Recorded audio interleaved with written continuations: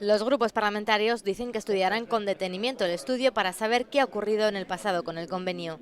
Desde la oposición critican la presupuestación a la baja de lo que corresponde a Navarra en 2016. Cuando llegue ese momento de la negociación, UPN estará defendiendo los intereses de todos los navarros, que no le quepa ninguna duda a nadie.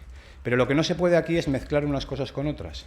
Lo que no se puede mezclar es un mal presupuesto, un presupuesto cuadrado a martillazos, con la negociación del convenio económico para el futuro. Yo creo que es bueno destacarlo, es bueno reseñarlo y sobre todo que no se confunda al conjunto de los ciudadanos. Una cosa es la parte del convenio que correspondía a este año 2016, en los que el Gobierno de Navarra puso en sus presupuestos 100 millones de euros menos de lo que tenía que haber puesto. Eso es por un lado, y por otro lado está que tenemos que volver a negociar con el Gobierno del Estado, con el Gobierno de España, el nuevo convenio económico. Yo creo que hay que separar los dos planos. La presidenta nos dijo que nos iba a trasladar unos números, que los tendremos que estudiar. Nosotros, como Partido Socialista, le transmitimos la voluntad de acordar con ella el tema del convenio, pero también ha sido tradición en Navarra que haya unanimidad de todos los grupos políticos. Y todos apuntan a un gran consenso cuando se abra la nueva negociación con el Estado. Estamos a la espera de conocer todos los datos y, desde luego, si el resultado final del análisis que desde el Gobierno de Navarra se está haciendo va en la dirección de lo que estamos conociendo estos últimos días, a Geroa Bai, desde luego, nos gustaría que hubiera una unidad de acción de todos los grupos de este Parlamento, es decir, que hubiera una respuesta unitaria de todos los grupos del Parlamento en defensa de los intereses de Navarra. Veremos si es posible o no y, insisto, pues pendientes un poco de los datos que presente el Gobierno. Tenemos que mostrar unidad a la hora de exigir frente al Estado unas condiciones más favorables para Navarra, también teniendo en cuenta que eso no va a perjudicar a la solidaridad interterritorial, a otros territorios, porque realmente ese cupo nosotros no lo cuestionamos. Lo que sí que cuestionamos son determinados gastos de competencia exclusiva del Estado o gastos que posteriormente se destinan al pago de la deuda, y por lo tanto creemos que habrá que tensar frente al Gobierno, y para eso desde Navarra hay que mostrar unidad para que las condiciones sean más favorables y, desde luego, incluso plantear la posibilidad de que aquello que hayamos pagado de más en los últimos años a futuro sea compensado con lo que haya que pagar.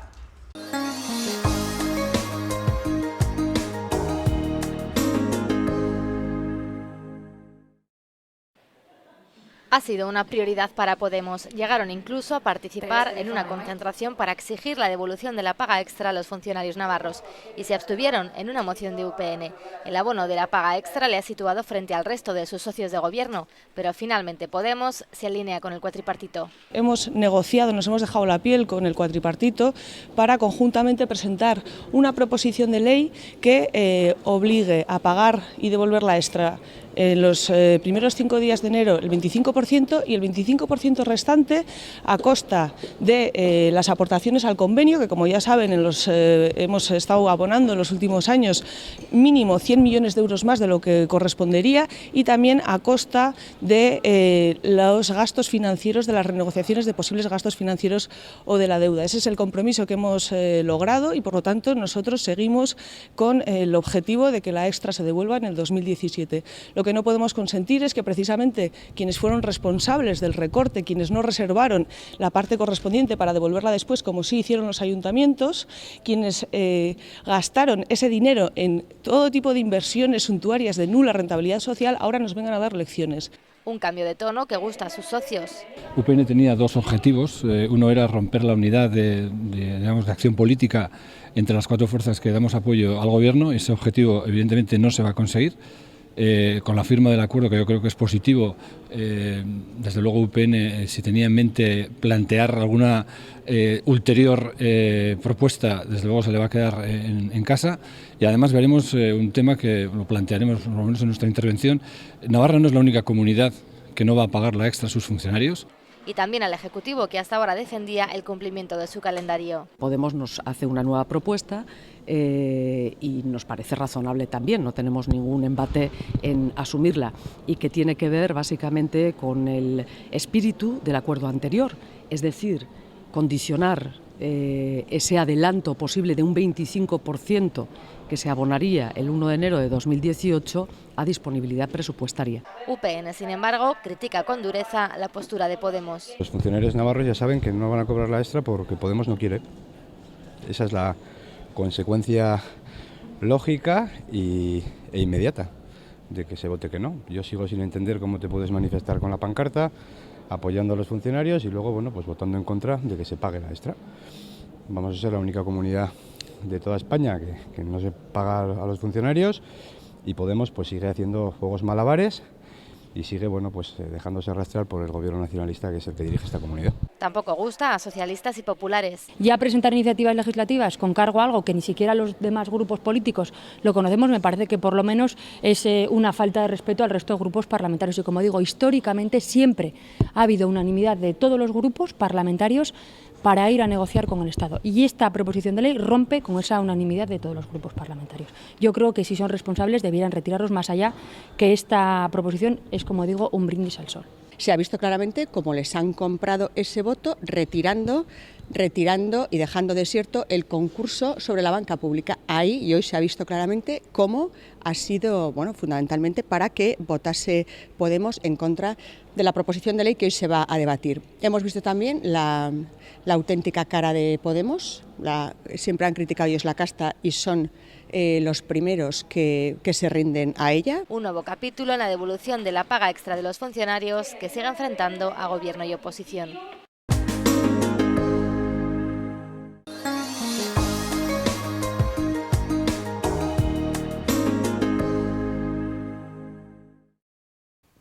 Llega ya nuestro tiempo para la entrevista de la semana y en los próximos minutos vamos a charlar con el parlamentario de Podemos, Carlos Couso. Señor Couso, gracias por acompañarnos de antemano. Hola, buenas tardes, gracias a ti.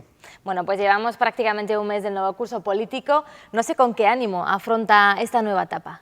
Bueno, pues esta nueva etapa, el curso que viene, es un año donde ya nosotros como formación nueva y parlamentarios nuevos y parlamentarias nuevas hemos aprendido algunas cosas de los procedimientos y las formas de hacer aquí, y ya tenemos que entender que el año pasado fue un año bastante poco prolífico en, no sé si es la palabra, en leyes.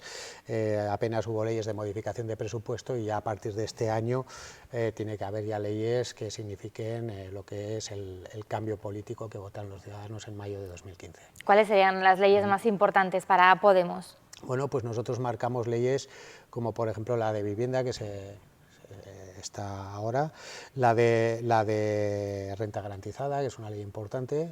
Entendemos que tiene que haber una nueva ley de contratación pública donde tienen que entrar las cláusulas sociales que nosotros estamos defendiendo. A futuro tendrá que modificarse también la ley de subvención pública, porque creemos que no pueden volver a darse casos como ha pasado en los últimos años de empresas que han deslocalizado, por ejemplo, después de haber sido subvencionadas durante muchos años. Hay que el empresario que quiera contratar con la administración pública o recibir una subvención pública tiene que adquirir unos compromisos, y estas dos leyes son fundamentales para el desarrollo económico.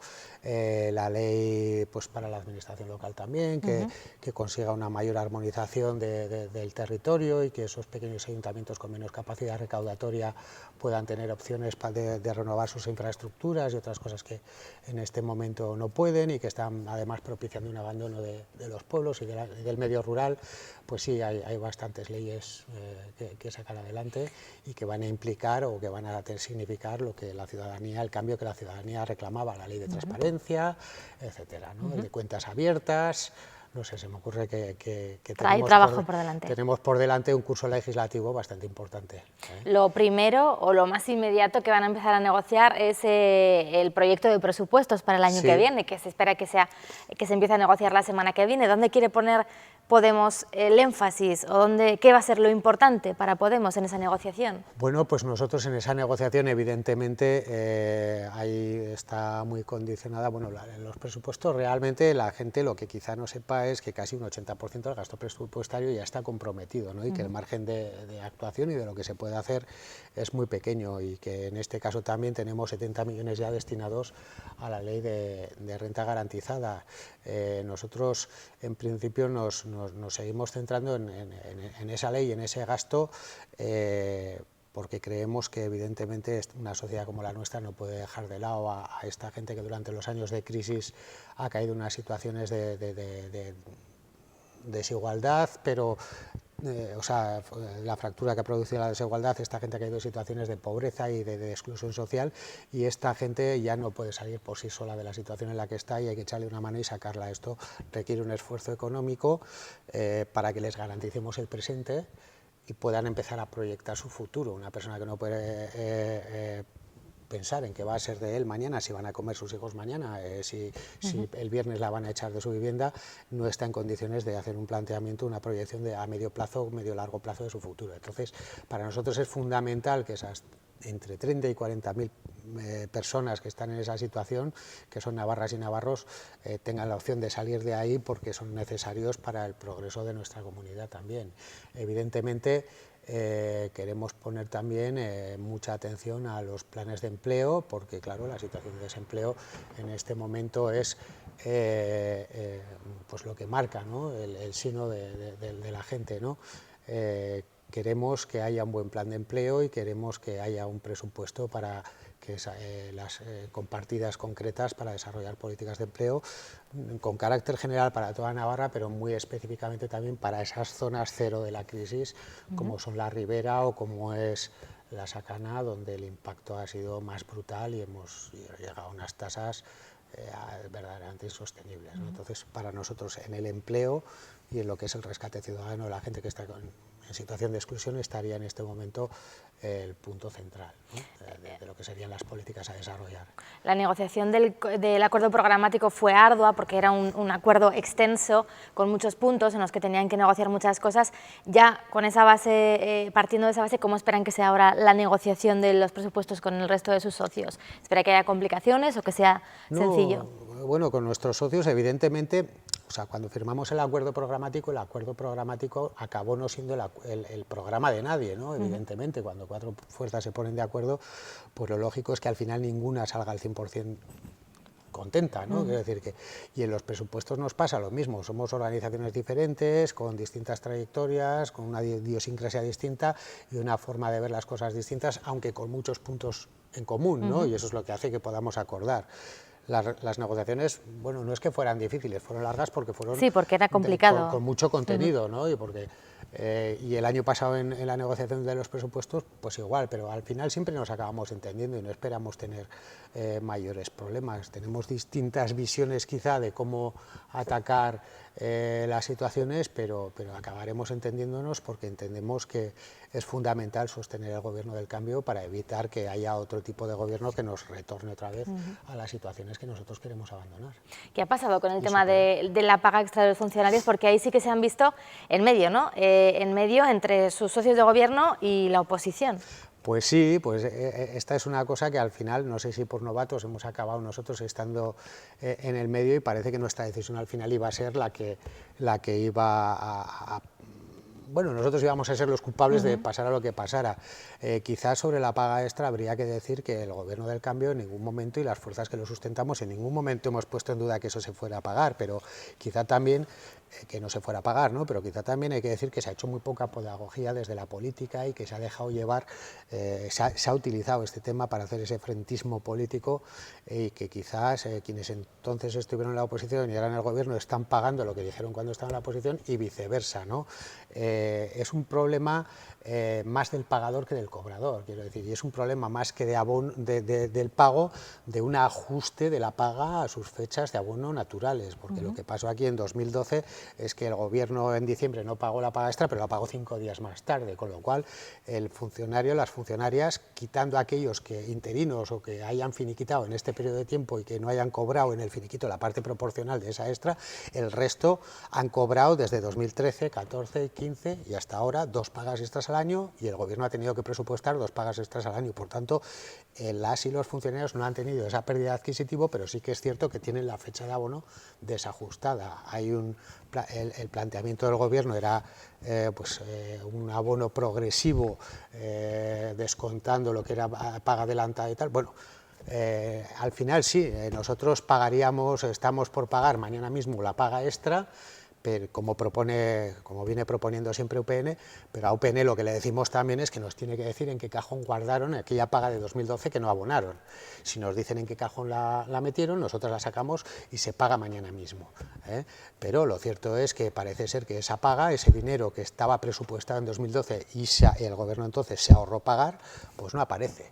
Entonces, el abonar eso supone un trastorno presupuestario que el gobierno dice que evidentemente hay que tener mucho cuidado, y nosotros somos entendedores de todas las situaciones. No dudamos que la paga se va a pagar, pero es una cuestión más de cómo y cuándo que de si se va a pagar o no se va a pagar. ¿Se han sentido presionados? Bueno, evidentemente, mediáticamente todo el mundo nos apuntaba a nosotros, incluso se ha llegado a decir que hemos chantajeado o hemos cambiado el informe de la banca pública que en principio se había adjudicado a AFI, a la consultoría AFI, que lo habíamos cambiado por la paga extra y que nosotros estábamos chantajeando al gobierno, o sea, nosotros ni chantajeamos ni nos dejamos chantajear, quiere decir que estamos cambiando la paga extra de las y los funcionarios por un informe parece absurdo, ¿no? O sea, quiere decir que son cuestiones que no tienen nada que ver, pero a veces el debate mediático va por unos derroteros que tú ni te explicas, ¿no? Y que a veces tienes que dar contestaciones a cosas que ni te habías planteado. Pero presionados no, porque a nosotros no funcionamos en base a presiones, nosotros funcionamos en base a las decisiones democráticas que toma nuestro partido en los órganos que democráticamente tiene elegidos para tomar esas decisiones, y además una vez que se han escuchado a todos los colectivos, asociaciones y grupos sociales que están afectados por los temas que debatimos, o sea, y tratamos de poner el interés general por encima de los intereses profesionales de organizaciones, de sindicatos, de colectivos, entonces tratamos de ser justos para poder reclamar justicia, y no nos hemos sentido, tratamos de abstenernos mucho, a mantenernos bastante al margen de las presiones, ¿no? Porque si no, no podríamos vivir, quiero decir, es un sinsentido, ¿no? También pendiente está la negociación del convenio económico con el Estado. Sí. En esto parece que sí que están de acuerdo todos los grupos en ser unánimes, ¿no? En ir todos a una para tener más fuerza a la hora de negociar con el Estado. Sí, es obvio que aquí el interés es común, ¿no? Lo que pasa que a nosotros lo que nos preocupa mucho es que los técnicos del Ministerio de Hacienda de Madrid estén diciendo que para el año que viene nosotros tenemos que pagar 491 millones, creo que son, mientras que los técnicos del Departamento de Hacienda nuestro están hablando de 394, o sea, y que puede haber una discrepancia de entre 100 hasta 250 millones para los presupuestos generales del Estado. Eso será calderilla, pero evidentemente para Navarra es mucho dinero, y fíjese, pues la paga extra, más la renta garantizada, más unas cuantas cosas más se pueden hacer con esa cantidad económica. El problema es que la ley del convenio establece el índice de imposición en un 1,6%, se determina cuáles son un poco las cuestiones que son de competencia estatal, las que son de competencia navarra y luego las que son de competencia compartida, y ahí es donde está el problema, y también en el tema de la deuda del Estado a la que debemos aportar los navarros. Al final parece que las distintas fórmulas de cálculo matemático para llegar a la cifra final de lo que hay son una cosa, pero que luego al final, como han venido a reconocer todos los grupos políticos más experimentados esto, se llega a una negociación política. Entonces nosotros lo que vemos es que lo que dice la ley es que el convenio, que es quinquenal para 5 años, establece unas cuotas de pago partiendo de los índices que presenta el año en el que se firma el convenio, pero no prevé que se haga una actualización, se funcione en el resto de los años con un ajuste y unos índices actualizados. Entonces, eso quizá en algunos años ha podido favorecer a Navarra, parece ser que en los últimos años nos está perjudicando. Nosotros lo que decimos es que habrá que cambiar las cosas para empezar, para que el procedimiento sea mucho más simple y fácil de entender, porque lo que da la sensación es de que hasta los propios técnicos de Hacienda dicen que hacen falta varios másteres para entender cómo se hacen las cosas. cosas. Entonces habría que ir a un procedimiento más sencillo y más objetivo, porque lo que no podemos estar es sin saber a qué atenernos cada vez que vamos a negociar el convenio, cada 5 años, y haciendo un repaso de lo que ha pasado y diciendo está todo desajustado y no. Entonces creemos que es una ley que hay que revisar y hay que tender a simplificar para saber a qué estar. Habrá que ver qué pasa, porque además, claro, estamos todavía con un gobierno en funciones, no se puede avanzar en estas negociaciones. Bueno, el rey ha convocado ya una nueva ronda de consultas. ¿Qué esperan que suceda? ¿Habrá acuerdo? ¿Habrá unas terceras elecciones? Pues todo está en aquí, si antes con la paga extra nos miran aquí en Navarra todos a nosotros, aquí todo el mundo está mirando al Partido Socialista, que es el que después de lo que pasó en su comité federal tendrá que ver qué es lo que van a hacer, si le van a dar paso al PP para que siga gobernando 4 años más, o si van a iniciar ellos un proceso de elección de una nueva candidatura para unas futuras elecciones generales. Entonces yo no sé si va a haber unas terceras elecciones generales o si va a haber 2 más, tal y como está el panorama, pero eso está de momento en la mano del PSOE y no nos está gustando mucho lo que hemos visto en los últimos tiempos, porque evidentemente nosotros creemos que un partido que se ofrecía como alternativa de cambio lo que no puede hacer es darle ahora el gobierno durante 4 años más al que se viene demostrando que es el partido más sucio y más corrupto de la historia de las democracias europeas. El partido que ha sido el alumno aventajado en las políticas de recorte y austeridad de la Troika, el partido que ha elevado las tasas de desigualdad al doble del resto de nuestros socios europeos en el Estado, el que ha multiplicado por 3 las tasas de paro, duplicando el paro estructural. O sea, es un desastre y no se puede decir que primero es el país y luego el partido y no sé qué para dar paso al gobierno de ese partido, porque a nuestro modo de ver que ese partido siga gobernando es lo peor que le puede pasar al país. Por tanto, casi es mejor no tener gobierno que tener unos meses más que tener un partido en el gobierno, un partido que nos ha traído a todo esto. Veremos qué es lo que pasa finalmente. Carlos Couso, parlamentario de Podemos, gracias por habernos acompañado en esta entrevista. A ti, nada, muchas gracias y cuando queráis. Muy amable.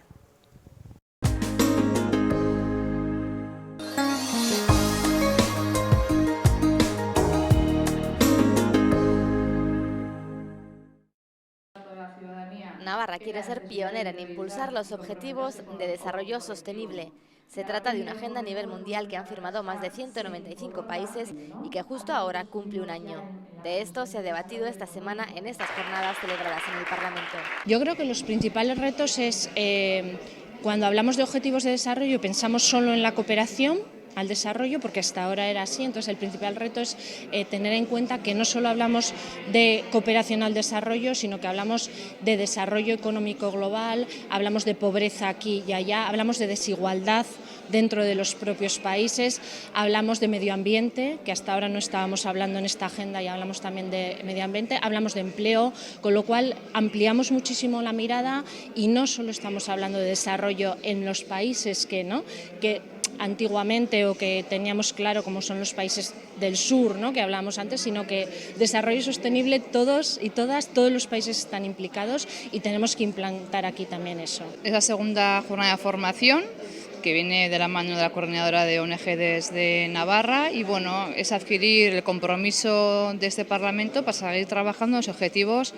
que nos comprometimos a desarrollar durante estos 15 años, ¿no?, hasta 2030. Así que poco a poco formarnos, informarnos, participar e implementar esos objetivos en todos los expedientes del Parlamento de Navarra. Una agenda que creará el marco para todos los planes de cooperación y desarrollo, para los dispositivos de financiación y para las alianzas a nivel mundial. La dimensión territorial surge como elemento clave de una nueva alianza de cooperación descentralizada.